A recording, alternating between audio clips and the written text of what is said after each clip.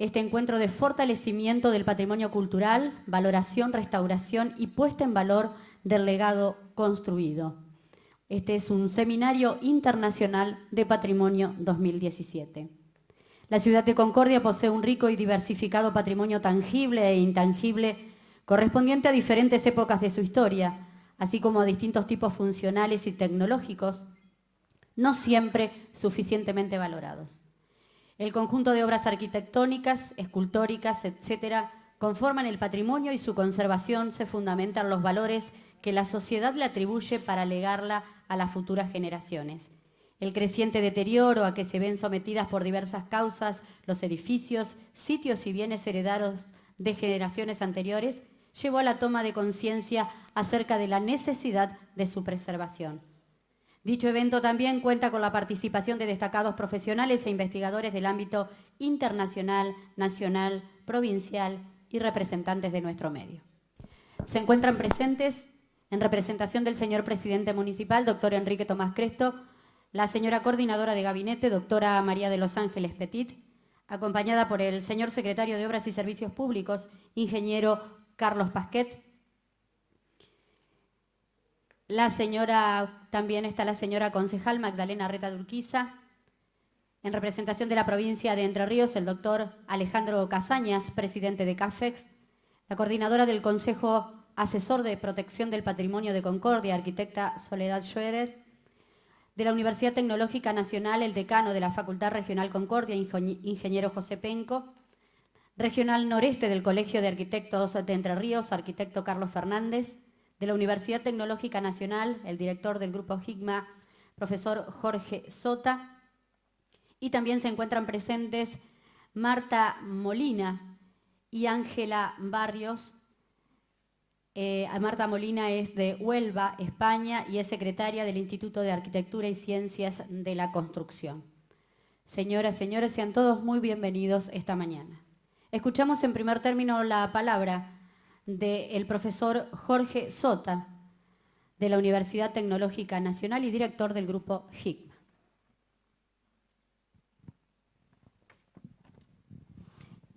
Buenos días, autoridades provinciales, autoridades municipales, colegios profesionales, organismos de ciencia y técnica, señoras y señores.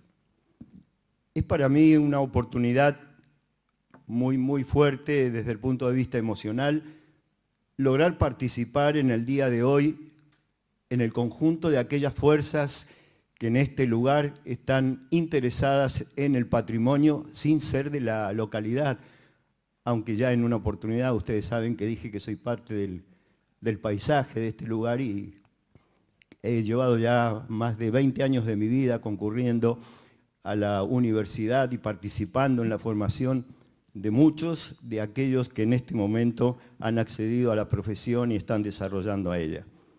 En primer lugar, yo quiero agradecer a los organizadores que han puesto todo su esfuerzo en acompañar proyectos pequeños que han crecido en una magnitud que ahora nos satisface a nosotros. Hemos participado y hemos traído para colaborar con la región prestigiosos investigadores e historiadores que han despertado el interés y han aumentado a aquellos que teníamos los que más años hemos vivido en contacto con el patrimonio. La frecuencia que fue mencionada al principio de una reunión de este tipo es muy importante para mantener vivo el espíritu de el restablecimiento del patrimonio.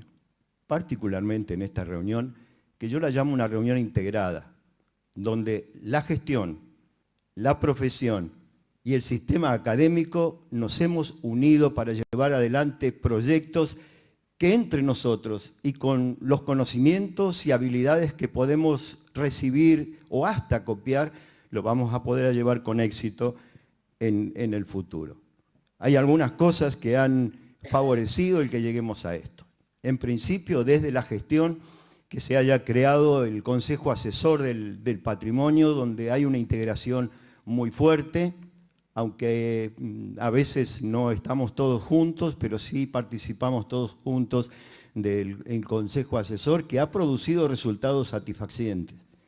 Además, el haber iniciado en nuestra universidad desde hace 3 años algunos proyectos que a veces es bueno decirlo, no le está costando a nuestro pueblo una inversión de dinero, porque desde la Secretaría de Ciencia y Técnica de la universidad está apoyando estos emprendimientos que son investigaciones de I+D, investigación y desarrollo, que nos ha permitido hacer hasta ahora, de algunas de las cosas importantes que tenemos en patrimonio, avances interesantes que quizás no estén en el conocimiento de ustedes, pero sí del mundo, porque se han originado trabajos que se han presentado en diferentes congresos internacionales, 2 de ellos en Europa.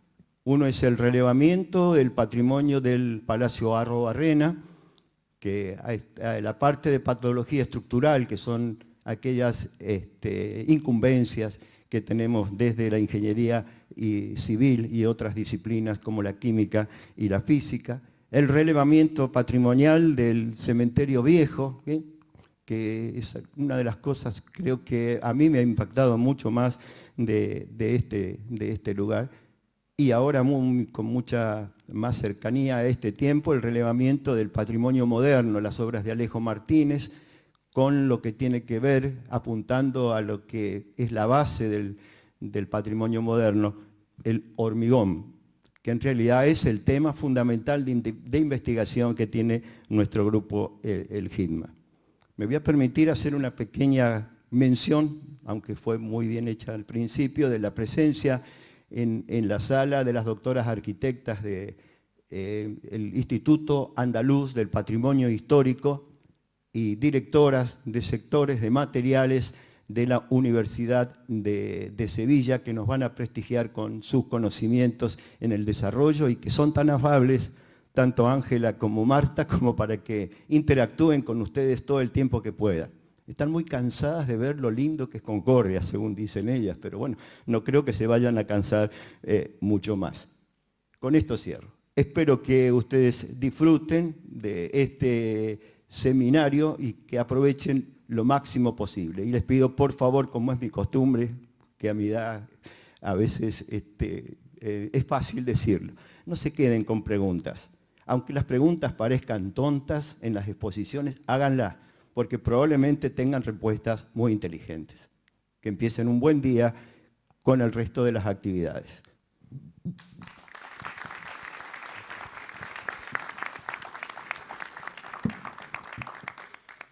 Por la Regional Noreste del Colegio de Arquitectos de Entre Ríos, escuchamos la palabra del arquitecto Carlos Fernández.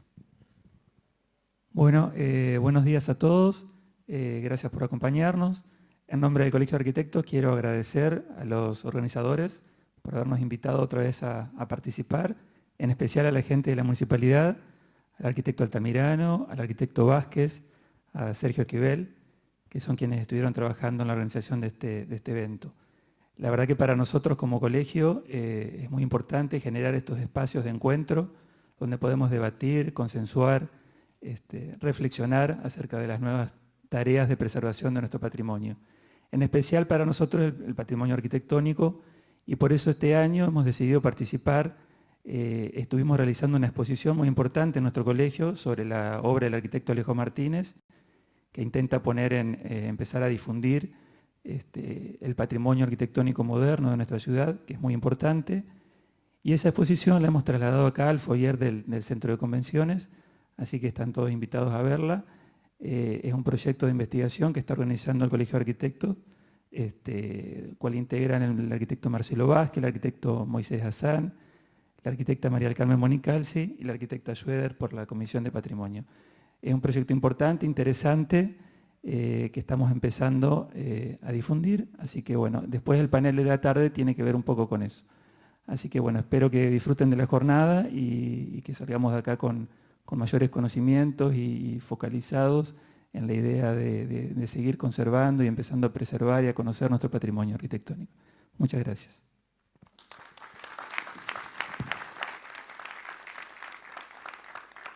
Está acompañando también este seminario el señor Sergio Esquivel, que es el coordinador de la Comisión de Patrimonio Municipal. A continuación, Escuchamos al ingeniero José Penco, decano de la Facultad Regional Concordia de la Universidad Tecnológica Nacional. Hola, buenos días a todos los presentes, las autoridades municipales, provinciales que nos acompañan, las profesoras que han venido de España, todos sean muy bienvenidos en nombre de la Universidad Tecnológica Nacional Regional Concordia. Como dijo Jorge al comienzo, es un gusto para la universidad participar en esta actividad junto codo a codo con las instituciones locales y provinciales que tienen como misión, como decisión, hacer estas actividades para conservar nuestro patrimonio cultural. Es una tarea, una actividad que seguramente no es rentable en la mayor parte de los casos, sin embargo necesaria porque indudablemente nos identifica culturalmente y de alguna manera habla de la evolución que tenemos como sociedad. Es algo que nuestro patrimonio lo hemos recibido y por tanto debemos transmitirlo en las mejores condiciones que podamos para nuestras generaciones posteriores, ¿no? Así que la verdad que es interesantísima esta actividad. La universidad, nosotros somos de alguna manera responsables, al menos de aportar los conocimientos técnicos, científicos, para poder llevar adelante todas estas tareas y bueno, será responsabilidad de los entes de gobierno aportar, digamos, de alguna manera parte de nuestros impuestos para que esto se pueda concretar. Yo los saludo a todos en nombre de la universidad, les doy la bienvenida a aquellos que no son de Concordia, que tengan una muy feliz estadía en nuestra ciudad, agradecerle a las profesoras la participación y a quienes han auspiciado, quienes organizan este evento, esperando que sea muy provechoso para todos ustedes. Muchísimas gracias.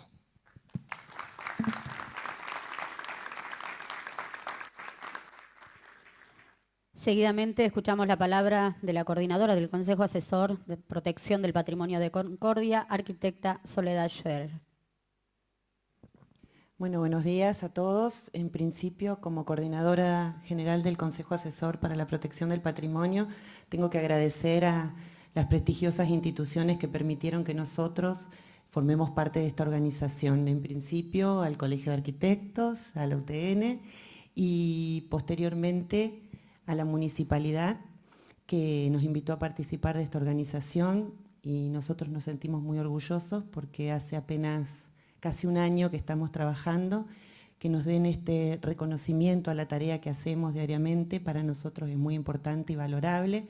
Así que quiero agradecerle al secretario de Obras Públicas, al director del área de Desarrollo Urbano y Territorial y al coordinador de Uso de Suelo y Patrimonio, el arquitecto Reinaldo Altamirano, con quien trabajamos diariamente.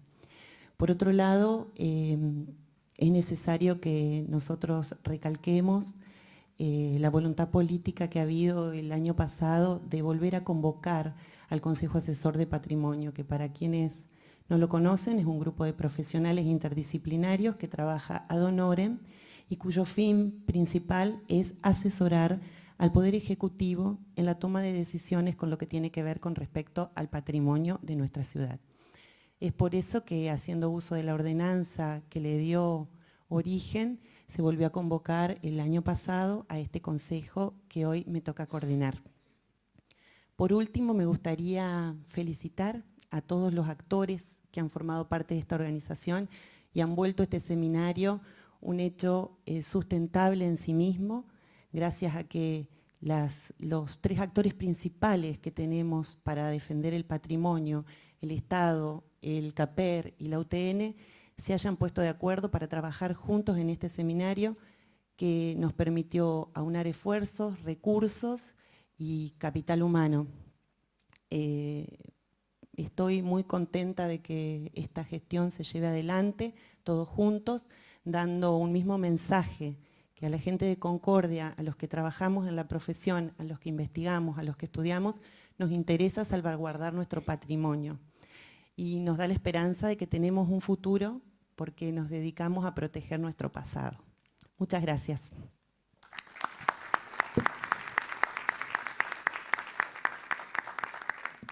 Seguidamente hará uso de la palabra la señora coordinadora de gabinete, doctora María de los Ángeles Petit, en representación del señor presidente municipal de Concordia, doctor Enrique Tomás Cresto. Buenos días a todos. Un saludo muy especial del intendente, que en este momento se encuentra recorriendo también algunos lugares de la ciudad con vistas a próximas obras. Bienvenidas a nuestros visitantes, que tengan una buena estadía en Concordia. Realmente pensaba antes de venir que hablar de patrimonio ya no es solo algo de profesionales. Antes hablaban de patrimonio los arquitectos, los ingenieros. Ahora hablar de patrimonio es hablar de identidad. Hablar de patrimonio es hablar de historia, es hablar de cultura, es hablar de bienes inmateriales que tienen que ver con lugares, con sitios. Y en eso Concordia es una ciudad riquísima en historia. Lo miraba acá Alejandro Casañas, presidente del directorio de CAFEC. Con Alejandro hemos amado la historia desde que íbamos a la secundaria juntos, así que se imaginan que hablamos siempre de estos temas. Y ahora que nos ha tocado estar en lugares donde podemos tomar algún tipo de decisión, y siempre, por supuesto, con la fuerte impronta y decisión política de quienes dirigen y administran esta provincia y esta ciudad, podemos tratar de mantener vivo y de trabajar en estos temas que tanto nos interesan.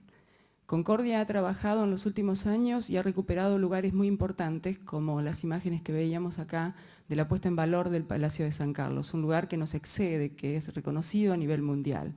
Y últimamente, en estos 2 últimos años, hemos podido recuperar espacios privados dentro del parque, porque el patrimonio también es el Parque de San Carlos, y ahora dedicarnos a otro gran desafío, que tiene que ver con nuestra rica historia nacional e internacional y que tiene que ver con toda la historia de esa gran patria libre que soñaba Artigas y que tiene que ver mucho con lo que es el Naranjal de Pereda, uno de los lugares que nosotros hemos indicado como un símbolo de nuestra gestión municipal durante estos años y donde hemos tratado de allí firmar los convenios más importantes que tienen que ver con el desarrollo de la ciudad, porque creemos que pasado, presente y futuro se tienen que unir en un lugar como ese.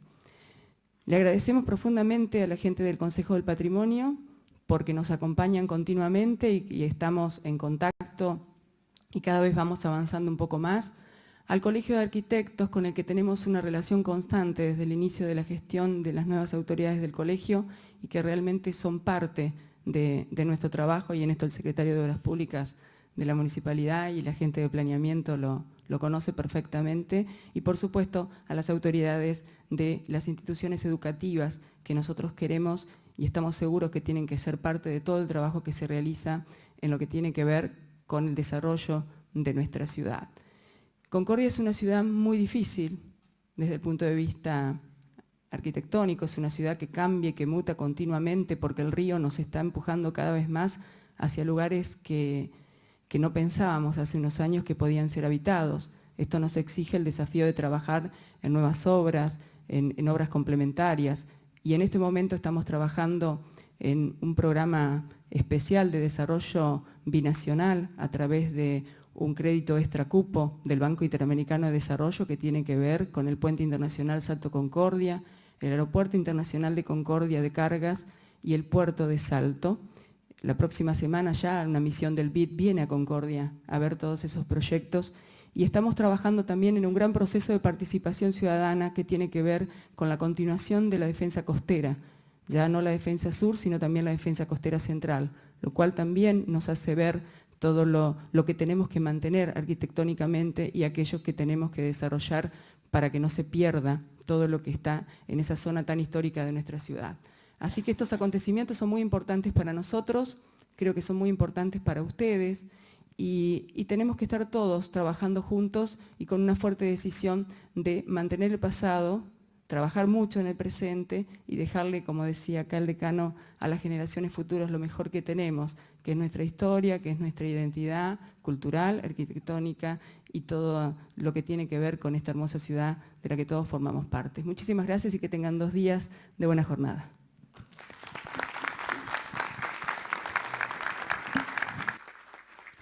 La señora concejal Magdalena Reta de Urquiza quiere hacer entrega al señor presidente del Colegio de Arquitectos de Entre Ríos, Carlos Fernández, de la declaración de interés municipal llevada adelante por el Honorable Consejo Deliberante de nuestra ciudad de este Seminario Internacional de Patrimonio 2017.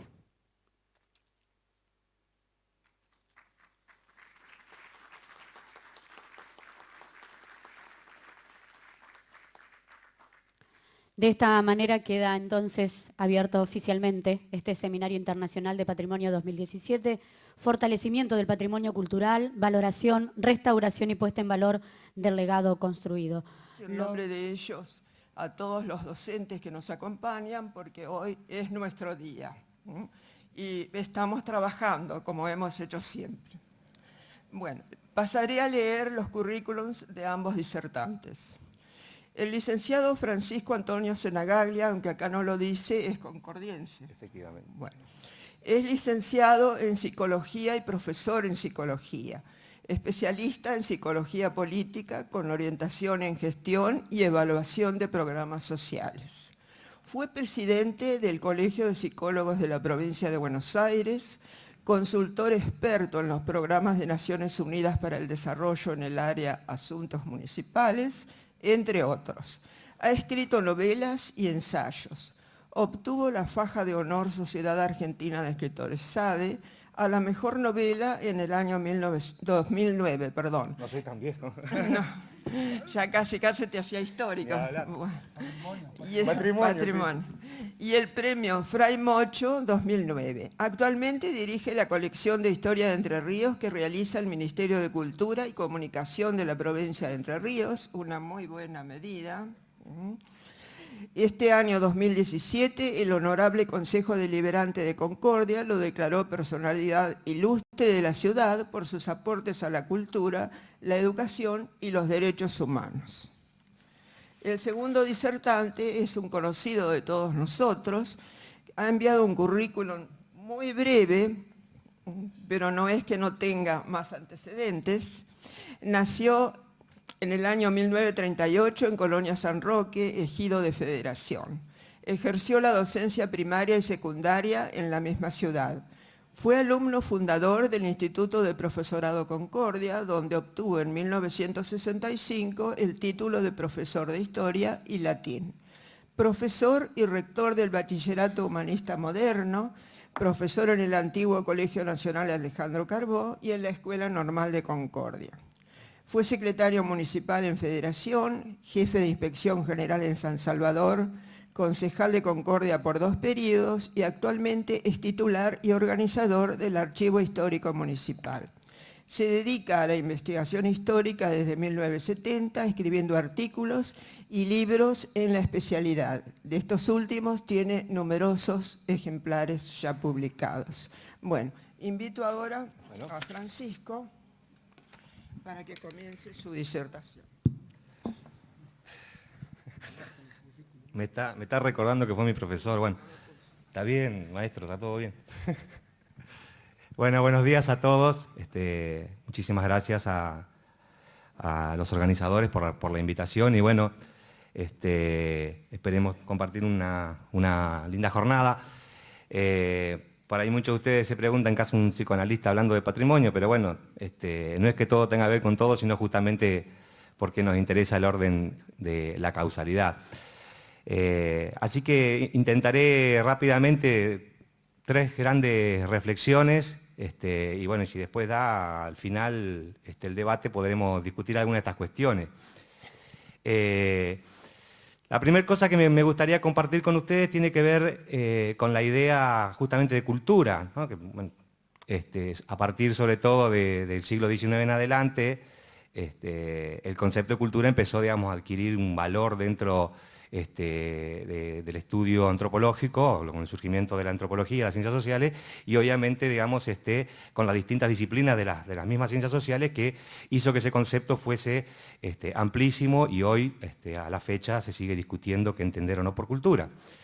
Es imposible pensar las cuestiones vinculadas al patrimonio si no se entiende o no nos ponemos de acuerdo, al menos, ¿no? Esto que decía Fernández de Saussure, el gran lingüista, que el punto de vista crea el objeto. Si no nos ponemos de acuerdo, digamos, en qué vamos a entender, es muy difícil, digamos, que podamos pensar la cultura así voladas, ¿no? Desde el punto de vista significante, remitiendo a más de un significado y sin precisar justamente su valor nosológico, ¿no? Entonces, digo, entender, digamos, el concepto de cultura, por lo menos yo voy a decir cómo lo entiendo yo, y de ahí las consecuencias de lo que yo pueda deducir o no, digamos, no tenemos por qué estar de acuerdo. Lo cierto es que para poder, digamos, definir el concepto de cultura, de alguna manera hay que poder pensar justamente en esto que nosotros cotidianamente nos acontece, experimentamos, que es ser seres humanos, ¿no? Obviamente el hombre es el único animal que habla, el resto de los animales está sujetado de alguna manera a una lógica que podemos denominar instintual o del instinto, con lo cual uno dice en una cuestión así muy básica y muy elemental que el animal nace adaptado, es decir, tiene una disposición genética que le permite garantizar su existencia salvo que esté en situaciones o condiciones de cautiverio, lo que fuere, que modificaría esa capacidad adaptativa. Todo lo que tiene que ver con el universo biológico tiene que ver con las cuestiones adaptativas. Entonces, ¿qué es la cultura? Bueno, es el modo, la forma en que el hombre se adapta, no ya a lo natural, intentando adaptarse a lo natural, sino justamente a un universo que es el universo simbólico, ¿no? Entonces, toda cultura supone, digamos, justamente de base entender que es una cuestión adaptativa. Cuando digo una cuestión adaptativa, digo, no vamos a ponernos a discutir esto porque necesitaríamos semanas enteras para ponernos de acuerdo, pero digo, en definir qué es esto de la condición humana. Si uno podría jugar, digamos, desde la metáfora bíblica a, digamos, los estudios antropológicos, en donde haya una suerte de origen común y que el hombre, migrando y deviniendo como hombre, fue adaptándose y produciendo en esas adaptaciones de distintos niveles de organización simbólica que nosotros definiríamos como cultura, ¿no? A vista, es como si uno dijera estas teorías, por ejemplo, en América Latina, bueno, mejor dicho, en América en general, ¿no? La teoría de que el hombre ingresó a América por Bering o por el Pacífico, como dice Ameguino, ¿no? Teoría de Rivet, teoría de Herjikla, o como dice Ameguino, que es origen, etc. No importa. Para el caso, el hombre fue ingresando a determinados medios y produciendo de alguna manera su modo simbólico de organizarse y adaptarse a la naturaleza a través de lo cultural. Rápido esto, para ahí les parece denso, pero digo para llegar a lo que me interesa. Segunda cuestión que es fundamental es entender, bueno, ¿y qué es que se adapta? ¿No? ¿A qué se adapta? Fíjense, hay 4 condiciones absolutamente estructurales para poder pensar la adaptación. Cuando digo esto, digo que si uno analiza los pueblos originarios, tomemos el guaranítico, analiza un pueblo africano, analiza un pueblo de China o analiza el pueblo occidental, cualquier organización cultural o simbólica que se analice, lo que es como producto de esa cultura es la respuesta a 4 grandes interrogantes o preguntas o subrayados, ¿no? Estos son la contingencia del nacimiento, la conciencia de la finitud de la vida, la imposibilidad de retener los objetos de manera permanente a lo que estamos ligados y la diferencia sexual. Es decir, no existe cultura en el mundo que no organice estos 4 ejes. La respuesta a estos 4 ejes van a producir y van a generar cultura. Es decir, de 400 óvulos y 5 millones de espermatozoides que nosotros estemos sentados acá es más que una casualidad. Es decir, no somos necesarios para la especie, pero por alguna razón alguien nos hace creer necesario. Es decir, el origen, la familia, el colectivo primario, la escuela, lo que fuere, digamos, el contexto en el que nos educamos acá o en China, hace que me pongan un nombre y un apellido, me liguen a una historia y digan que sí soy necesario. No soy, ¿no? En las especies animales ningún individuo de la especie, digamos, es importante, importa la especie, ¿no? En cambio, el hombre es el único animal, visto desde estos términos, que intenta resolver su no necesariedad mediante, digamos, lo simbólico. Es decir, alguien lo hace necesario. Por eso, los primeros rasgos de cultura en los que nosotros nos pensamos están las cuestiones de la sepultura, los actos fúnebres, etcétera, etcétera. ¿Por qué? Porque ese que se murió es alguien, no es algo, no en una especie, ¿no? Y así sucesivamente, la conciencia de la finitud de la vida, es decir, el hombre es el único animal que tiene tiempo. O sea, el único animal que sabe que se va a morir. No sabe cuándo, pero sabe que se va a morir. El animal no sabe que se va a morir, ¿no? Vive y muere, punto, ¿no? La imposibilidad de retener los objetos, es decir, aquello a lo que me ligo, el amor, lo que fuere, lo retengo o no lo retengo y tengo conciencia de que lo pierdo, digamos. Los animales no tienen esta conciencia. Y la diferencia sexual, visto bien, mal, bisexualidad, heterosexualidad, lo que fuere, digamos, todas las culturas tienen registro de cómo organizar las reglas de parentesco. No, Levi-Strauss ha escrito libros enteros sobre esto, ¿no? De cómo se organiza de alguna manera esa relación entre lo masculino y lo femenino, más allá de la anatomía, etcétera, etcétera. Con lo cual, digamos, cuando pensamos y hablamos de cultura, hablamos de formas en las que se responde a esta lógica. Entonces, ahora, digamos, dicho esto, ¿no? Démosle una vuelta más para poder pensar la segunda cuestión y llegar finalmente a lo del patrimonio. ¿Por qué entonces sería, digamos, para un animal X, digamos, es decir, para un perro no es importante lo que hizo su abuelo perro, salvo para los que tienen las categorías de pedigree y dicen es nieto de un gran campeón? Pero el perro no sabe que es campeón ni nieto de nada, digamos, ¿no? Es para el hombre que, digamos, que mira o liga eso. Lo cierto es que el animal no tiene conciencia de pertenencia, ¿no? En cambio, si no somos necesarios, pero alguien en la cultura me hizo creer que es necesario, aquello que tiene que ver con mi pasado tiene algún valor. En cambio, digamos, en el mundo biológico, como normal, no tienen valor esas cosas. ¿Por qué nosotros tenemos hoy un congreso o una jornada internacional de patrimonio? Porque parece que las cosas que nos han precedido tienen algún valor. ¿Por qué tienen algún valor si ya no existen, si ya no están, si el que hizo el Palacio de Arrobarrena o lo que fuere ya no vive, ya se murió? Digo, no, ¿por qué ponemos un epitafio, digamos, a algún cura en la catedral o en el cementerio, ¿no? Los cementerios son muy interesantes para analizar siempre, digamos, la lógica de una ciudad y la lógica subjetiva de una ciudad, ¿no? Porque lo decía Sarmiento ya, ¿no? En Agirópolis. Digo, ¿por qué el pasado tiene algún valor? Bueno, para el único animal que el pasado tiene un valor es para el hombre. Ahora, ¿por qué? Porque justamente, digamos, cuando hablamos de pasado, no hablamos solamente de la estructura, de la historicidad del hombre. El hombre es, por definición, un animal histórico, digamos, ¿no? Es decir, su pasado tiene un valor estructural. En el mundo psicoanalítico es más que estructural, ¿no? Porque es el pasado de alguna manera el que va a determinar, no absolutamente, pero sí de alguna manera el presente en el que uno vive. Entonces nos metemos necesariamente en esta otra cuestión, para poder hablar, digamos, del pasado, nos metemos en una cuestión que es, a mi entender, el que mejor la trabajó en el pensamiento occidental fue San Agustín, ¿no? San Agustín dice en el libro 11 de las Confesiones, a la pregunta por el tiempo, dice, ¿el tiempo existe? Y no, dice San Agustín, el tiempo no existe. Porque el pasado no es, porque ya fue. El futuro no es, porque todavía no es. Y el presente es este instante que dejó de ser. El tiempo no existe, ¿no? Es decir, en términos ontológicamente existenciales, el tiempo no tiene una entidad, una materialidad. Ustedes pudieron haber desayunado hoy a la mañana y yo puedo preguntarle qué desayunaron, pero eso ya es pasado. Ustedes pueden decir que cuando salgan de esta reunión van a ir a tal lado, pero eso todavía no es, porque es futuro. Digamos, lo único real en términos ontológicos es decir, el único momento en el que todos existimos en el momento en el que consistimos. Es decir, hoy estamos sentados acá.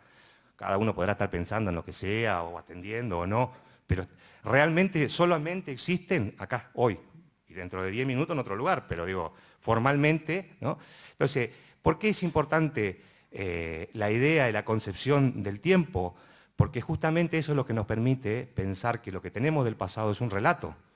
Yo no tengo el pasado, ¿no? Como quien tiene una cantidad, ¿no? de fotografías, o como el trabajo que hace el maestro Pesarini, ¿no? de archivar absolutamente todo lo que se ha escrito. Digo, es decir, nosotros no tenemos un archivo en la cabeza, tenemos un relato. O sea, nosotros podemos, a la pregunta, yo digo, ¿quién sos? ¿No? Uno puede decir, bueno, soy Juan, qué sé yo. Ahora digo, bueno, pero ¿quién? Y necesariamente va a elegir una serie de momentos, ciertas marcas de su historia que van a resumir de alguna manera, todos hacemos eso, que van a resumir esto que yo digo quién soy, ¿no? Y decir, ahora cuando tengo que ponerlo en relación a otro, lo que voy a dar es un relato de ese pasado. Y del futuro también construir un relato en términos de deseo, de lo que nos gustaría. Estuvimos discutiendo un rato largo afuera de cómo podrían cambiar las cosas para que Concordia conservara mejor o no, lo que fuera. Todo eso es deseo, no sé si lo lograremos. Es un relato en futuro, digamos, ¿no? Entonces, pensar las cuestiones que tienen que ver con el patrimonio es pensar necesariamente cuestiones que tienen que ver con la cultura, pero cultura y patrimonio, digamos, pueden pensarse desde la historiografía, como quien construye un relato en función, digamos, de una batalla o lo que fuere. Pero en realidad, cuando uno piensa, digamos, en términos patrimoniales, la cultura, lo que piensa es en cuestiones identitarias. ¿Por qué? Porque a la pregunta de quién soy, vale, digamos, en términos colectivos, quiénes somos. ¿No? Cuando uno le pregunta a un guricito en la escuela, o en una charla, o a un adulto, en una conferencia, ¿qué es ser argentino? ¿Qué es ser entrerriano? ¿Qué es ser? Y bueno, digamos, a todos nos cuesta responder la pregunta porque es como una pregunta muy desordenadora, digamos, ¿no? Pero naturalmente los chicos que son más transparentes, lo que van a hacer es contar 4 o 5 hechos vinculados a las efemérides. Es decir, a lo que ha introyectado en ese relato, en la escuela, lo que fuere, que dice que los argentinos somos, ¿no? De alguna manera, bajo la sombra o la lógica del panteón patrio, San Martín, el primer panteón, ¿no? San Martín, Rivadavia, Belgrano, el segundo panteón, Roca, Sarmiento, Mitre, etcétera, etcétera. De hecho, el día del maestro, digamos, más allá, digamos, no me voy a poner a hablar mal de Sarmiento, que me encantaría, pero digo, lógicamente, digamos, tiene que ver con aquellos patrones que construyeron el relato de la argentinidad. Alguien dice que es ser argentino. No lo digo yo, si yo estoy atravesado por ese relato de mi educación, que podría hacerle marcas, diferencias, lo que fuere, o alternativas absolutamente en las antípodas, pero naturalmente, cuando respondo al relato colectivo por mi pregunta de qué es ser argentino, voy a responder con un relato que alguien ha construido, ¿no?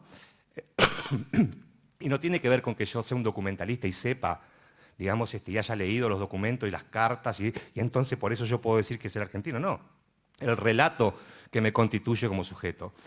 Ahora, dentro de ese relato, digamos, aparece, sobre todo a partir de los años 90, ¿no? Post caída del muro, etcétera, etcétera, cuando de alguna manera empiezan todas las teorías, que son muy interesantes para analizar, no lo vamos a analizar ahora, cuando empiezan todas las teorías del fin de la historia, ¿no? Esta cosa de Fukuyama y varios, que de alguna manera ya está planteada en Hegel, pero digo, esta cuestión de que la historia terminó, ¿no? Y si terminó la historia no hay más sujeto político, y si no hay más sujeto político no hay más cambios, etcétera, etcétera. Pero bueno, discusión que tenía que ver, digamos, con el auge del capitalismo, etcétera, etcétera, y que generaba esto que a partir de los años 90 empezó a llamarse globalización, con lo cual, digamos, lo que estamos pensando, lo que estaba ahora nosotros, pero lo que estaba pensando muchos cultores, muchos antropólogos, muchos sociólogos en relación, digamos, a eso que empezó a denominarse cultura globalizada, era que iba naturalmente a generarse una cultura hegemónica, es decir, una cultura que vía la globalización iba a ir matando todas las diversidades culturales del mundo en el que nosotros convivíamos, con lo cual nuestro acervo en términos de relato y memoria era de hecho, muchas veces, y si no, digamos, los invito a que lo investiguen, ¿no? Es decir, nuestro acervo cultural de nuestro presente está muy plagado, digamos, de posiciones culturales hegemónicas que no tienen que ver con nuestra realidad, con nuestra historia, con lo tangible de nuestra experiencia, en este caso diríamos, si quieren, para ser muy puntillosos, de entrerrianos, por ejemplo, ¿no? Es decir, la música que escuchamos, los valores que circulan, digamos, en la cultura dominante, muchas veces no tienen nada que ver, ¿no? con lo nuestro. Con lo cual aparecen dos grandes temas ahí, o dos grandes problemas. Uno es que no se puede caer en esto que Adorno ya, ¿no? El último hombre de la Ilustración ya planteaba, ¿no? En relación a lo que se puede denominar la cultura kitsch, es decir, ¿no? Que el indio siga haciendo telares, venda el telar y diga que es original colla o mapuche, y entonces conservar la cultura y la identidad tiene que ver con que tengo 2 vasijitas de barro de los indios del norte, digamos, los diaguitas. Si volverla, digamos, en esa necesidad de decir, vamos a preservar la diversidad, pero la vamos a volver, digamos, consumo y negocio, ¿no? Y otra cosa, insisto, mucho más importante, es preservar la identidad de esa cultura, los valores de esa cultura, que no es dejarlos anquilosados, ¿no? En el tiempo, como decir, bueno, que sigan viviendo, ¿no? Hay un muy buen documental sobre los indios tupí del Mato Grosso, que están, digamos, vestidos como toda su vida, como siglos, pero manejando internet y escribiéndose entre las comunidades. Es decir, digamos, cómo crecer sin perder, digamos, la identidad. Entonces, las dos grandes cuestiones que van después a pensarse como patrimonio material, es decir, tangible, acá está la obra, acá está la escultura, ¿no? Y el patrimonio inmaterial, que tiene que ver justamente con algo de eso que se nos ha transmitido y que es un valor, pero no solo la transmisión, ¿no? Fíjense una cosa que seguramente todos los que hemos nacido por estos pagos la conocemos y la vivimos, ¿no? Es decir, ¿quién de ustedes no se ha curado alguna vez el empacho? ¿No? Digo, no sé qué otra que diga que el Reliberán, que la Buscapina, que el cosa. Vamos a la vecina que digamos, sabe curar el empacho. Ahora, ¿qué es que te curen del empacho? Es decir, alguien va y yo me duele el estómago, me curan del empacho, me voy a mi casa y sigo comiendo torta frita y acá no pasó nada. Y otra cosa es decir, bueno, ¿qué es el arte? ¿No? Esa medicina alternativa, esa tradición, ¿de dónde viene? ¿Cómo se transmite de generación en generación? Muchos de ustedes, las personas mayores, deben saberlo, que se enseña, ¿no? Eso, la culebrilla, ¿no? ¿Cuántas veces han ido al médico y le dicen, no, vaya curandero, que lo cura la culebrilla, acá va a tener 2 meses de antibiótico? No? Es decir, ahora, ¿cómo se ha transmitido eso? Y bueno, ¿no? Toda esta idea de que se transmite el Viernes Santo o el 25 y se enseña la oración, etcétera, etcétera. No importa. Ahora, si, por ejemplo, muchas de las oraciones que circulan de la culebrilla acá, es una mezcla de portugués con palabras afro con castellano, ¿no? Porque es una oración muy viejita, digamos, ¿no? Que en base a no sé cuántos años tendrá. Pero digo, es decir, yo estoy sentado, busco el ejemplo para pensar esto, yo estoy sentado con 8 años frente a una señora que me tira un cordón o me pone unas ramitas de romero o lo que fuere, digamos, y lo que estoy viviendo ahí no es solo que me están curando el empacho de la culebrilla, sino 200, 300, 500 años de una tradición, de un modo de pensar, digamos, al otro, al alivio de la enfermedad, etcétera, etcétera. Entonces, cuando empieza a trabajarse la cuestión, digamos, del patrimonio intangible, es decir, no tangible, empieza a aparecer mucho más profundamente este concepto que el patrimonio tangible y kitsch. Digo, no, vamos a conservarlo porque nos conviene para el turismo, vamos a conservarlo porque es una obra maravillosa, en sí misma lo es, nadie discute eso. Pero digo, cuando conservamos eso, conservamos la memoria de eso, de lo que ha significado eso. Yo no lo sé, profesor Pesarini lo sabe infinitamente mejor, pero digo, qué sé yo quiénes fueron los Arruabarrena. Digo, una cosa es que los Arruabarrena hayan sido una familia que impulsaron el crecimiento de Concordia, bueno, fueron terribles garcas que hicieron que Concordia, no lo sé, pero saberlo es importante. No solo la obra que está expresa materialmente allí, ¿no? Porque eso es ir por el camino de la memoria y de la identidad. Porque la única forma que tienen los pueblos y las culturas de persistir al avance globalizador, es decir, a un solo modo de concebir estos 4 conceptos que yo les dije al principio, un solo modo de concebir la contingencia, la imposibilidad, la conciencia, la finitud y la diferencia sexual, es decir, pareciera que esas 4 formas, solo hay un solo modo de concebirlo y de responder a esas preguntas organizadoras, y es justamente foráneo, ¿no? Y nosotros tenemos en nuestras matrices a las que pertenecemos, ¿no? Entre Ríos sobre todo, que tiene una rica y profunda historia de diversidad cultural y de construcción en esa diversidad, ¿no? Es decir, en la banda oriental y occidental del río Uruguay se constituyó el sincretismo más perfecto que haya concebido la historia de América Latina, ¿no? Pueblos afros, pueblos originarios, más criollaje, ¿no? Generó esto que llamamos la subjetividad de la gauchería, es decir, una concepción absolutamente alternativa a la subjetividad iluminista occidental que caminó durante 200 años por estas praderas y constituyeron después, en términos de las guerras intestinas o de las guerras federales, lo que se llamaron las montoneras, que eran montoneras, familias peleando. ¿Por qué? Porque la concepción, digamos, que tenían esas familias que defendían su territorio, que defendían, ¿no? Y no su territorio en el sentido del territorio material, ¿no? La concepción de pueblo que se generó en estos lares era una concepción de tipo temporal, no espacial. Por eso migraban, por eso Artigas migró en el éxodo aquí, ¿no? Porque no importaba, la pertenencia no era la pertenencia a ese pedazo de tierra, era la pertenencia al otro, ¿no? Éramos nosotros, los gauchos, nosotros, ¿no? Ese nosotros identitario que se transmite de generación en generación no está necesariamente sujeto, digamos, a un monumento. Entonces, ¿por qué es importante que nosotros nos juntemos a reflexionar sobre las cuestiones patrimoniales, sobre todo las cuestiones que tienen que ver con la inmaterialidad del patrimonio? Porque ahí está la respuesta a esta pregunta que es estructural, ¿quiénes somos? ¿No? ¿Quiénes somos? Bueno, nuestra riqueza intangible en términos patrimoniales dice quiénes somos. Y dice, insisto, en la diversidad cultural, porque nosotros podemos, digamos, curarnos no sé, del empacho, como decía recién, y ser descendientes de alemanes, casados con belgas, con hijos, con afro, ¿no?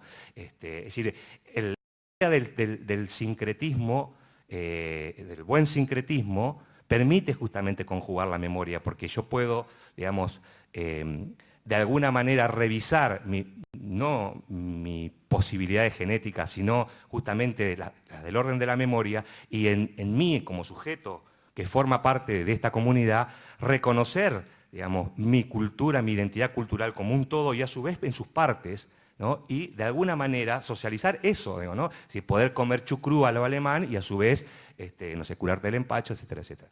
Entonces digo, ¿por qué es importante el recupero, digamos, en términos patrimoniales? Yo creo, esto ya corre por mi cuenta, que no hay patrimonio inmaterial.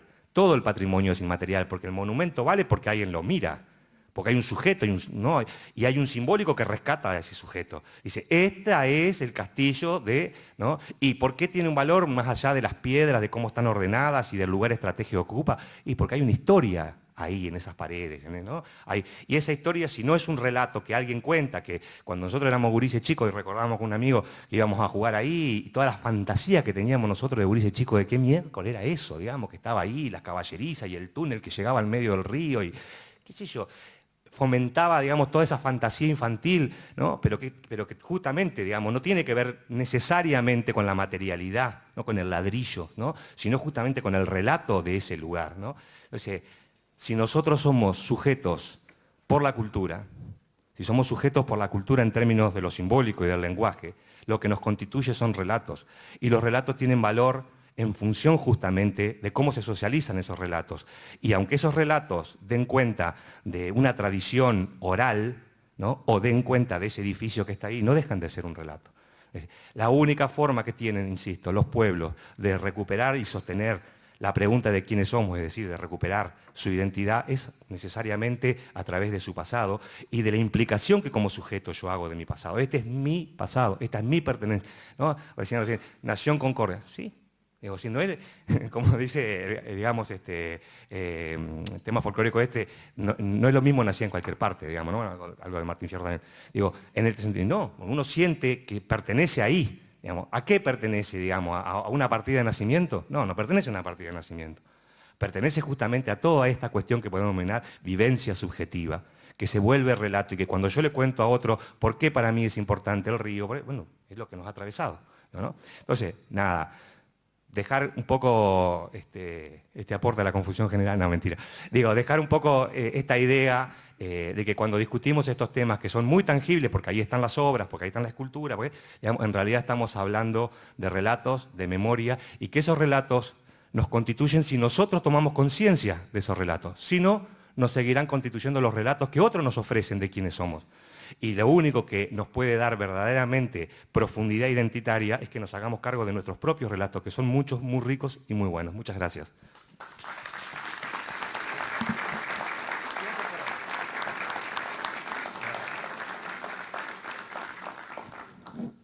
Bueno, como son solo dos disertantes, considero conveniente que las preguntas que el auditorio tenga se hagan al final de la segunda disertación, a cualquiera de los dos. Si les parece bien, bueno, le cedo la palabra.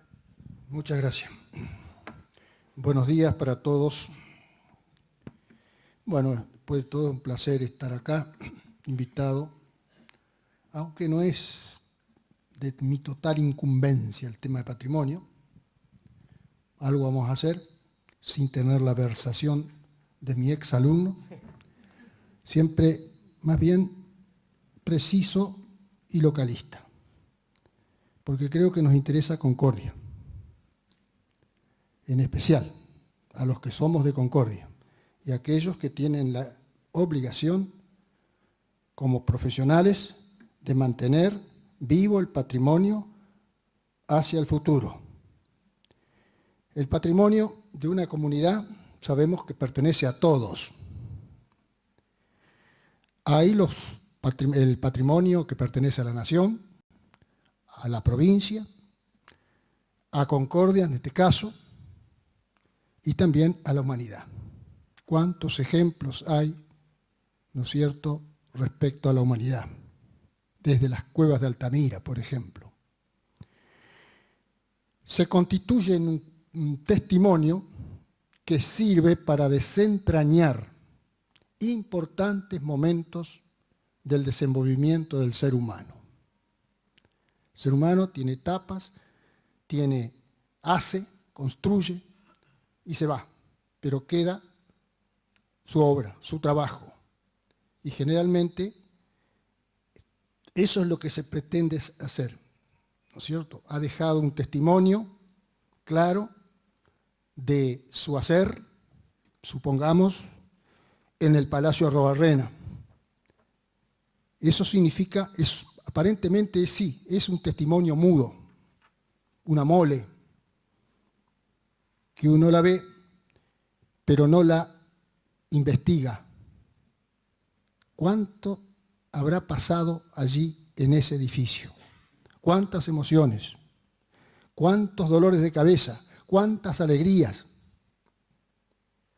¿Por qué lo hizo? ¿Por qué hizo ese edificio? Es decir, dentro de un edificio se han construido vidas. Cada vida ha dado lo de sí para la comunidad donde ha vivido.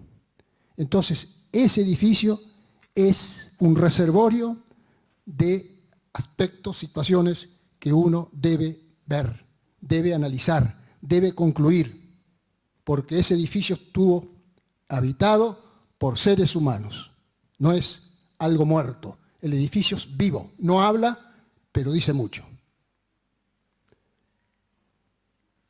Las viejas construcciones que fueron cuidadas, mantenidas, han sobrevivido a las depredaciones.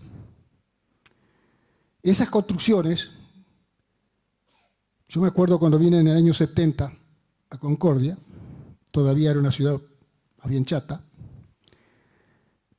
de muchas casas. De pronto empezaron a surgir construcciones hacia arriba y muchas de esas casas desaparecieron. Creo que en aquellos tiempos no había una legislación que evitase la destrucción total de casas muy antiguas. Pero una ciudad que mantiene eso bien vivo, bien mostrable, realmente engalana a la ciudad, le da jerarquía. Es manifestación de un elevado nivel cultural, manifestada elevación del nivel cultural de esa ciudad. Y es considerada por quienes la visitan y la gozan. Hay tantos ejemplos de ciudades en la Argentina que han mantenido mucho de su vejez. Si miramos acá en Entre Ríos, no hay varias ciudades que mantienen todavía. Yo he vivido un año en Concepción del Uruguay, he ido después de varios años y más o menos se mantienen aquellos edificios que venían del siglo XIX, porque hay una mentalidad, hay una cultura. Creo que a los concordienses nos falta cultura en ese sentido. Somos demasiados materialistas. No tenemos, a veces nos falta corazón. Y vemos y sabemos que ese edificio encierra muchas cosas de nuestro pasado. Cerramos los ojos, dejamos el corazón a un lado y metemos la piqueta.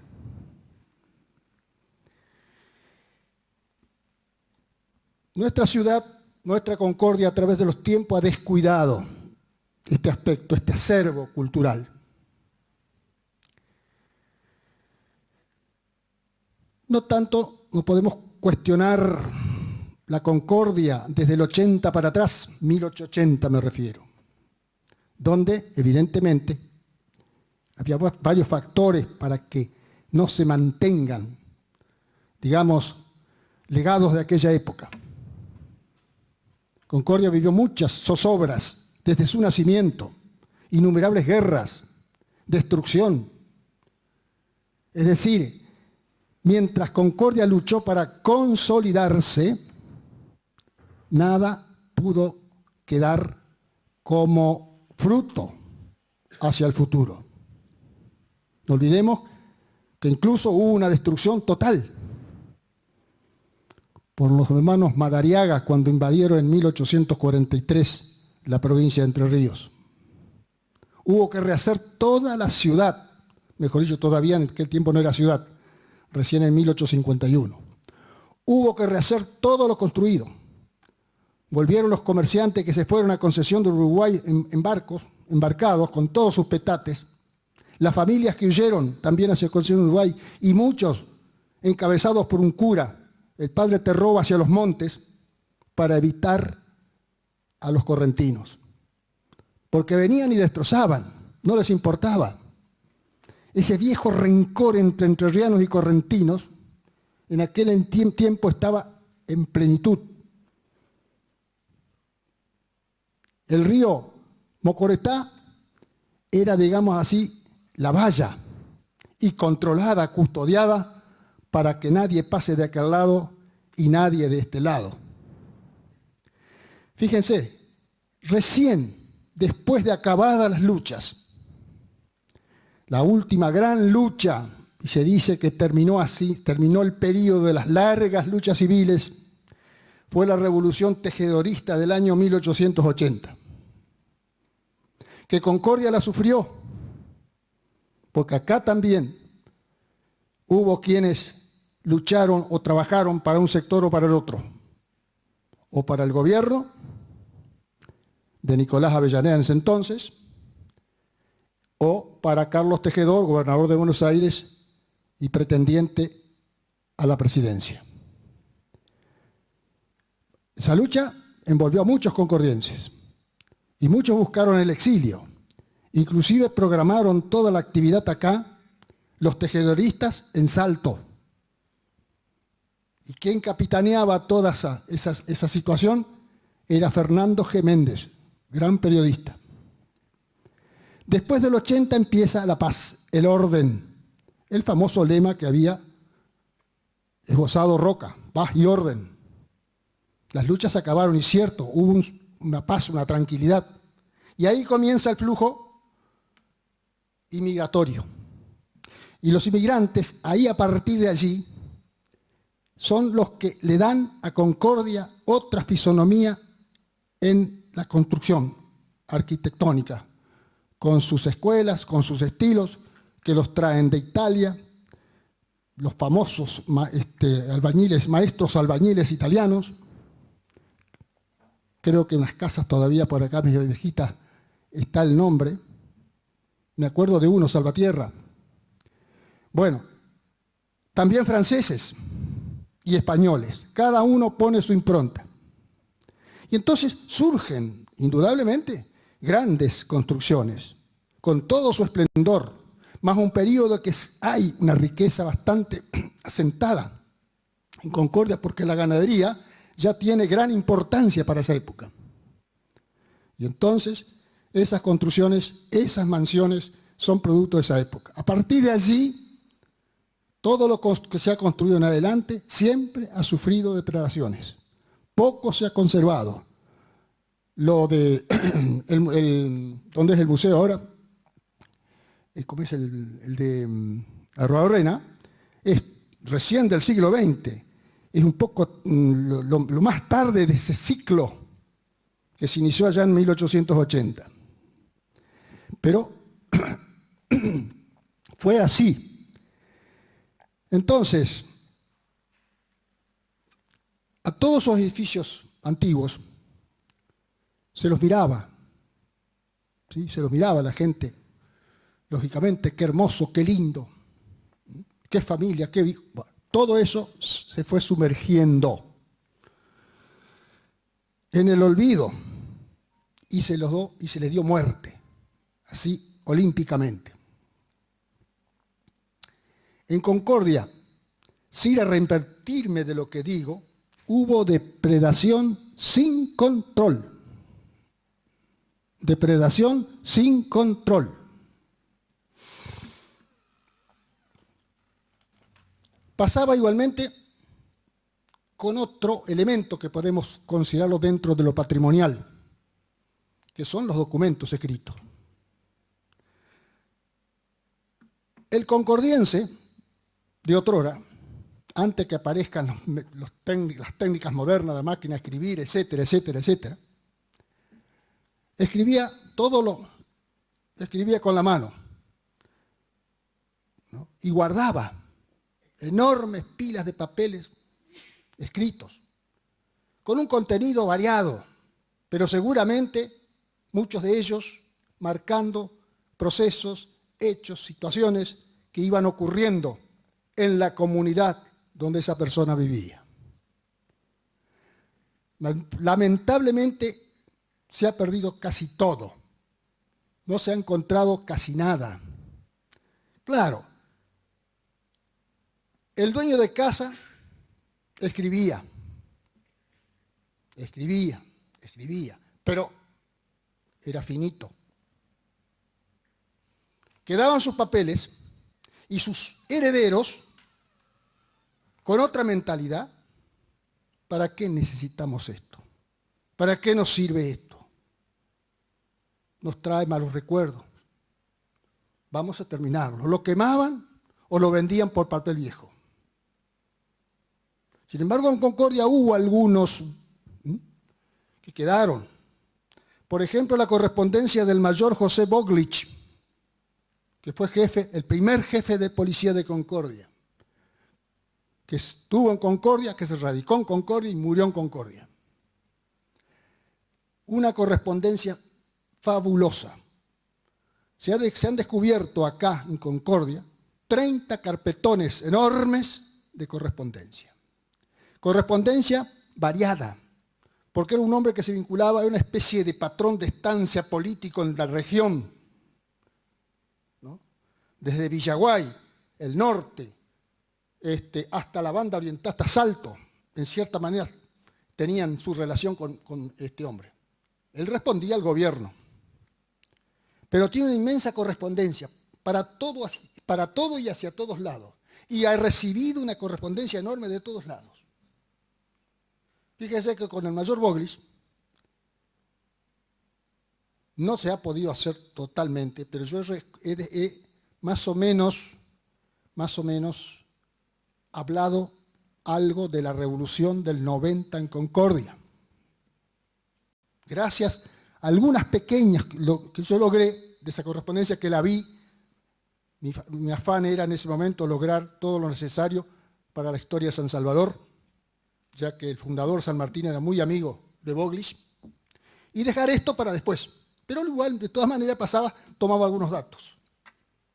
Y lamentablemente, esa correspondencia, murieron quienes la tenían, que eran los Wilson, y uno valiéndose ser pariente, un famoso procurador de Concordia, se la llevó a Buenos Aires y esa correspondencia desapareció.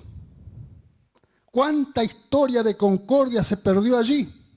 30, 40 años.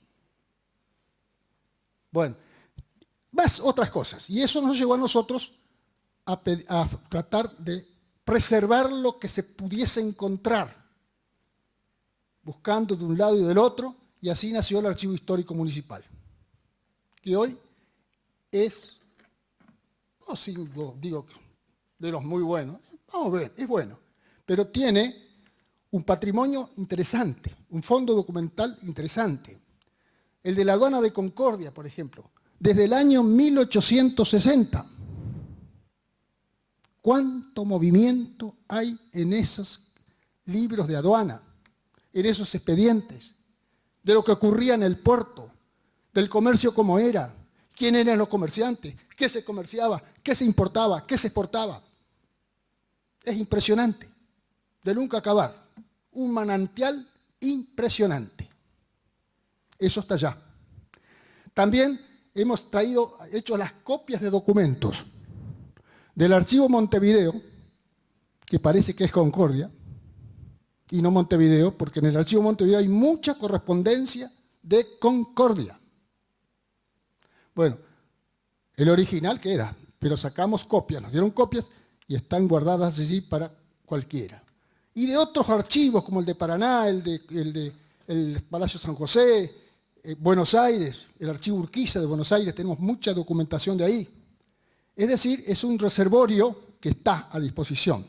Una hemeroteca donde hay 570 ejemplares, entre diarios viejos del siglo XIX, diarios del siglo XX, boletines, etcétera, etcétera. El Juzgado de Paz, el archivo del Juzgado de Paz desde su nacimiento, 1849. El Juzgado de Instancia de primera instancia en lo civil, desde su fundación, en el año 1872. También el comercial desde el año 1872. El criminal. Tenemos algo de la Municipalidad de Concordia, que estamos formando. Nos falta mucho eso. Medio duro sacar la documentación y preservarla. Parece que va a ser toda la vida allá en los cuartitos de la municipalidad. Eso es, digamos así, un total de 8.956 expedientes. Y tenemos también que logramos recuperar parte del archivo del que fue intendente de Concordia, Juan P. Garat, con 2.182 cartas. Bueno, ese es el ejemplo, ¿no es cierto?, que lo pongo para que dentro de la actividad del patrimonio arquitectónico, en este caso, se busquen medidas para preservar eso, para incluso documentar la existencia de aquellos monumentos o construcciones declaradas dentro de las normas patrimoniales que tiene la municipalidad, creo que son 2 ordenanzas. Bueno, eso, pero sobre todo, lo que tenemos que hacer nosotros, tenemos que hacer todos, es que buscar, de todas maneras, no tener miedo, ni siquiera copiar al europeo. Tenemos que, primero, ¿aprender qué? Aprender nuestra historia. Aprender nuestra historia. ¿Qué es Concordia? ¿Cómo surgió? ¿Cómo fue haciéndose? ¿Quiénes fueron nuestros antepasados? ¿Qué dejaron nuestros antepasados? Pero leer historia. Lamentablemente la historia está desapareciendo hasta de los planes de enseñanza. Y no se enseña casi historia. Se enseñan doctrinas y corrientes filosóficas y a lo mejor, qué sé yo, cuántas cosas. Pero la historia, se la enseña poco. Y sobre todo la historia local. Eso es una lucha que hay que encararla con los gobernantes para que en los programas de las escuelas primarias y secundarias se ponga un poco, aunque sea, del patrimonio cultural de Entre Ríos y de los pueblos. Creo que eso es fundamental, porque nuestros chicos, nuestros hijos, salen verdes, totalmente. Y si salen verdes totalmente, van a la universidad, se reciben y qué sé yo, y vienen, y detestan lo que sea patrimonio. Y hacen cualquier cosa. Y rompen lo que ese legado que ha venido, que nuestros mayores han dejado. También, por eso hay que tener amor. El saber historia nos lleva a amar lo que tenemos, a querer lo que tenemos. Y tener caridad por esos legados importantes. Y la caridad está emparentada con el amor. El amor a la tierra chica, al pueblo chico, a la patria chica. Los argentinos nos falta tener amor por nuestra patria. Amor se lo tiene acá, no tanto por lo que se le dice y por lo que se lee. Acá está el amor. Bueno, acá tenemos que reaccionar en ese sentido. Querer a nuestra tierra, querer a nuestra Concordia. Y lo dice uno desde afuera. Nadie es profeta en su tierra. Yo no fui profeta en su tierra, en mi tierra. Pero Concordia me dio mucho y estoy haciendo todo lo que puedo para Concordia. Entonces, yo creo que cuando nos compenetremos de que queremos lo que tenemos, ahí vendrá la reacción. Ahí vendrá el interés por cuidar. Fíjense que el desarrollo del patrimonio, el cuidado, tiene una relación muy grande también con otra industria que Concordia desde hace años viene luchando para imponerla, que es el turismo. Yo creo que el turismo tiene que tener un papel fundamental en este desarrollo del patrimonio de Concordia, en este, digamos, de este proceso que tenemos que hacer, o nuevo proceso hacia el patrimonio de Concordia. El turismo tiene que estar ahí. Una comisión de patrimonio como la gente, formada por gente que entienda, sobre todo los arquitectos, creo que tienen gran función. Los arquitectos tienen que ser necesariamente los guardianes del patrimonio. Los guardianes del patrimonio. No voy a ser yo. No va a ser un maestro. Pero los arquitectos los que mejor papel les cabe, digamos, en este sentido. Disculpen que lo diga, ¿no? Si hay alguno que se enoje, bueno, le pido disculpas. Los municipios,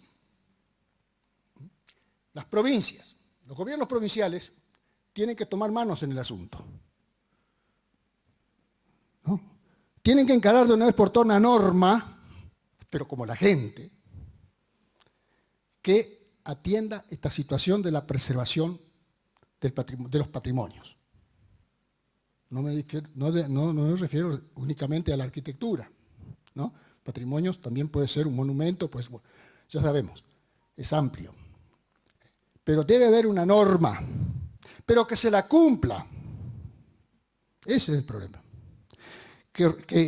Pero que sea general, de manera tal que las municipalidades, si bien tienen algunas normas ahora, mejoren lo que tienen, o la amplíen, o hagan algo nuevo,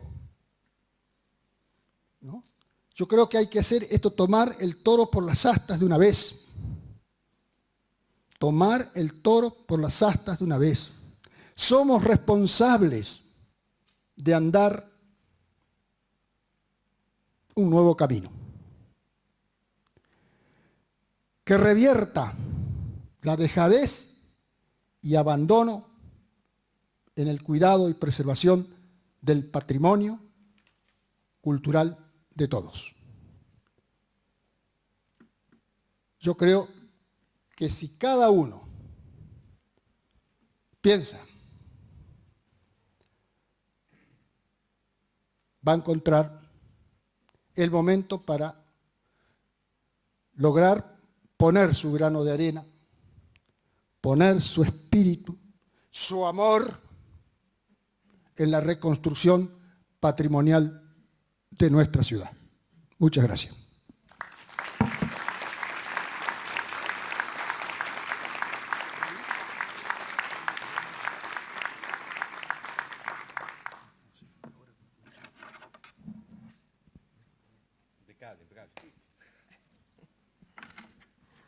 Bueno, damos espacio a las preguntas del público. Dale, dale con este, Eduardo. Bueno, si el amigo allá. Ahí tienes.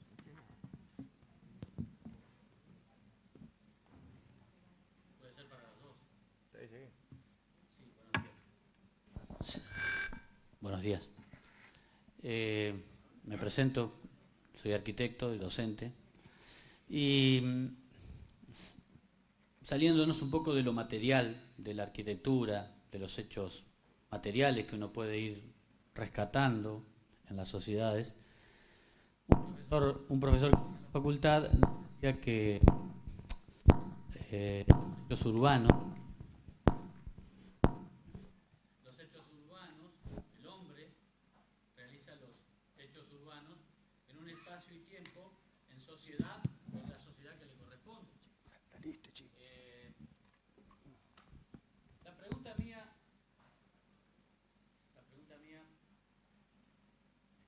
problemas técnicos. La pregunta mía es referida a más allá de los hechos materiales que nos permiten hacer un relato, o nos permiten, desde nuestra propia visión cultural y nuestra propia carga, definir qué tiene importancia y qué no, existen hechos que la sociedad ha generado y que han sido transmitidos de boca en boca. Mi abuelo me lo contaba. Los otros días en un recorrido que hicimos por la ciudad nos enteramos. Y sí, también nos hemos enterado de cómo fue muerto el hijo de Urquiza cuando las tropas vinieron a... De eso no hay testimonio. De todos hechos culturales que han pasado en la sociedad, que no tienen un ladrillo colocado o un pedazo de hierro o un poco de cemento, no hay demasiada historia en esta ciudad por lo menos. Entonces mi pregunta a ambos es, ¿cómo podemos rescatar, y a mí me viene a la memoria la imagen de la gente de Pompeya tapada por el volcán, testimonio, ¿no? Y uno recorre y ve.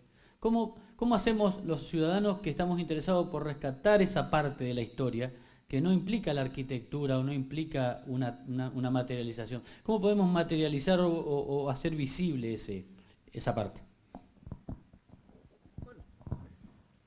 Después continúa. No, muy breve lo que puedo decir de eso, porque cómo hacer, digamos, uno podría dar una suerte de receta, qué sé yo, como si te dijera, generamos señalética por todos lados y con referencias abajo y explicamos que en esta casa vivió el hijo de Artigas, etcétera, etcétera. Pero eso no sirve ni alcanza, porque el único verdadero y estructural problema que tenemos como comunidad es la conciencia, ¿no? Es decir, nosotros tenemos o no conciencia de... Porque de hecho en la escuela se enseñan o no, mejor o peor, un montón de cosas y sin embargo nosotros no sentimos, digamos, determinadas cuestiones como identitarias. Entonces me parece que la reflexión es infinita, digamos, comparto el planteo, tu pregunta, digo, pero la reflexión es infinitamente más profunda. Porque si no es como que nos retemos entre nosotros y digamos, che, dejémonos de joder y pongámonos las pilas con estas cosas que son importantes, pero ¿por qué son importantes? Digo, volvemos de nuevo un poco al principio, en todo caso, desde mi perspectiva, digo, ¿no? Sí, ¿por qué son importantes? Y bueno, son importantes porque nos vamos a morir.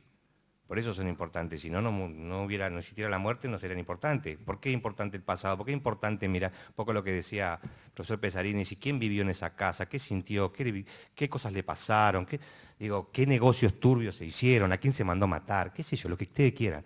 Digo, eso ya fue es pasado. ¿Por qué puede tener un valor o no? Ahora, esto ya es absolutamente personal, ¿no? El verdadero problema es que cuanto menos historia tengamos, menos memoria tengamos, menos pertenencia, es mucho más fácil, digamos, guionar la memoria y guionar, digamos, la cabeza, guionar nuestro presente, ¿no? Es decir, cuanto menos pasado, menos atados estamos al pasado, más volubles, más vulnerables, ¿eh? Es decir, el problema del mundo que viene es la comunicación y la guionación, aunque la palabra no existe, perdóname el neologismo, la guionación de la realidad. Nosotros nos guionan la realidad, nos dicen, digamos, quiénes somos y cómo debemos ser. Entonces, es un problema no de señalética, no de que nosotros caminemos por la calle y digamos, acá en esta casa vivió, si yo digo acá en esta casa vivió Santiago, el hijo de Artigas, ¿no? Con Melchor, una de las mujeres de Artigas, y María, que estuvieron en el cementerio, y de hecho están todavía las placas en el cementerio viejo, ¿no? Ya no están más porque los repartieron a Montevideo. Pero digo, si yo digo, ¿y quién mierda era Artigas entonces? ¿Y por qué Artigas es importante? ¿Porque era un hombre importante? No, porque el legado, el concepto de pueblo y de patria que nos dejó Artigas es el valor. No es reconocerle que el lugar que tuvo en la historia que es más que merecido, sino el concepto de patria que estaba en juego, el concepto de pueblo que estaba en juego. Entonces, insisto, recuperar la memoria en términos patrimoniales no es solo recuperarla porque no puede ser que destruyan esta hermosa casa, sino porque tiene que ver justamente con que podamos implicarnos en nuestro pasado para poder consistir en el presente. Entonces, ¿se pueden hacer muchas cosas? Por supuesto se pueden, pero no pueden ser solamente materializadas en términos ni de señalética, ni de poner placas, ni de generar solamente gacetillas, sino que comparto lo que decía el profesor Pesarini, esto tiene que meterse en la currícula de la escuela, tiene que ser un proyecto mucho más profundo, ¿no? Porque eso significaría que realmente tenemos y queremos tener conciencia de nuestra pertenencia y de nuestro pasado. No sé. Mirá, acá en Concordia hubieron algunos avances respecto a historia de esa arquitectura, de ese edificio de palacio, por ejemplo, creo que lo hizo el profesor Biasiso, creo que lo tiene él. Andaba en eso también la profesora Reisenweber, que una vez hicieron un relevamiento, hicieron una historia, es decir, corta de cada uno de esos edificios. Yo creo que habría que buscar eso y iniciar una campaña, ¿no es cierto?, para ir buscando de la mejor forma posible la historia de los que falta, de esos mismos, ampliarlo de esos mismos. Aparecen datos sueltos por ahí en expedientes. Yo ahí en el archivo, por ejemplo, tengo expedientes y aparecen de los personajes que vivieron allí. Yo creo que también es importante tener en cuenta, vos hablabas que la escasez de documento, ¿no? Me parece que decías que por lo que dijo la famosa tradición oral. Muchas veces en la historia la tradición oral tiene su valor, hasta tanto no se consiga la historia escrita, el documento, porque lo valedero en la historia es el documento, ¿no es cierto? Y el documento de primera agua. Por eso a veces es importante eso de tener la tradición oral. A veces viene desviada, a veces viene cambiada, se agrega o se quita según la subjetividad de quien lo relata. Eso puede cambiar. Pero a veces tiene una hilación, algo aproximado, que puede mantenerse como válido hasta que no haya una cosa concreta que sea escrita, una documentación. Yo creo que sería muy interesante seguir con ese trabajo, nombrar alguna comisión, algún grupo que vaya trabajando, que vaya ampliando y formando así un verdadero registro, ¿no? Un registro que podría hasta tenerse, hacer vinculación con las demás ciudades y tener el cruce de registros para saber hasta llegar a la provincia y tener un registro patrimonial de la mayor parte de la provincia, ¿no? Entonces hay una estadística y la provincia puede hacer mucho válido de esa estadística. Y también es importante que, pienso yo, que las comisiones de patrimonio que se formen en cada ciudad, que incluso se regionalicen, que busquen contacto con los departamentos vecinos y cada tanto hagan encuentros, reuniones para ir aumentando, digamos, las posibilidades de trabajo hacia esa finalidad que es el mantenimiento de la... Bueno, estamos muy justos con el tiempo. No sé si se permitirá una pregunta más. Es cierto, pero bueno. Para los organizadores existe.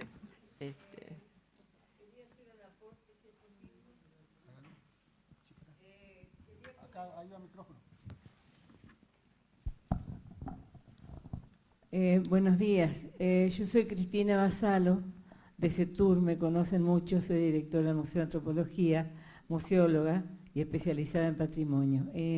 Lo que quería hacer un breve aporte. Desde la provincia, años atrás, se había hecho un registro importante patrimonial de muchos edificios de la ciudad de Concordia, y en esos talleres y conferencias se también tomaron en cuenta para hacer la declaratoria de interés provincial de varios edificios de acá de la ciudad de Concordia.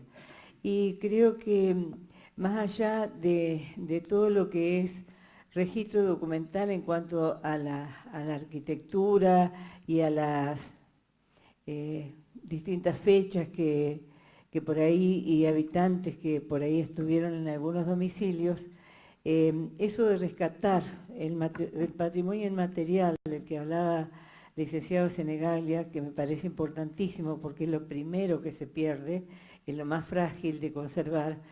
Me parece que no solamente volcarlos por ahí a libros, sino también hacer micros, sería una forma interesante de democratizar todo ese conocimiento para que llegue a todos los hogares, ya sea a través de micros televisivos, radiales o por las distintas redes sociales de hoy en día, como para insistir un poquito y que todos de alguna manera nos enteremos de cuál es la memoria que conservan todo, no solamente los edificios, muchísimo patrimonio inmaterial, como música, danza, poesía, etcétera, que forma parte de nuestro arraigo, de nuestra identidad, y que debemos fortalecer, para que justamente las identidades de afuera no nos avasallen. Tenemos que hacer fuerte nuestra identidad. Y creo que, bueno, una forma también, no solamente a través de los libros, que por ahí no todos tienen acceso o que leen un poco y no tienen tiempo para seguir, sino aprovechando distintos medios de comunicación masiva. Eso nada más quería aportar. Gracias.